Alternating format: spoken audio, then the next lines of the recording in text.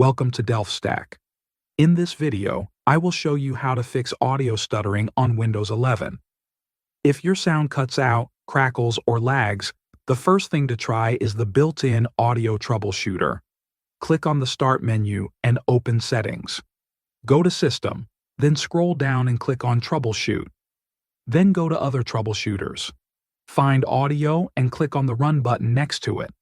Let the tool run and follow any instructions it gives. This can automatically fix common audio issues. Next, we will check the audio drivers. Right-click on the Start menu and open Device Manager. Find Sound, Video, and Game Controllers and expand it. You will see your audio device. Right-click on it and choose Update Driver. Select Search automatically for drivers and wait for Windows to check for updates. If updating does not help, try reinstalling the driver.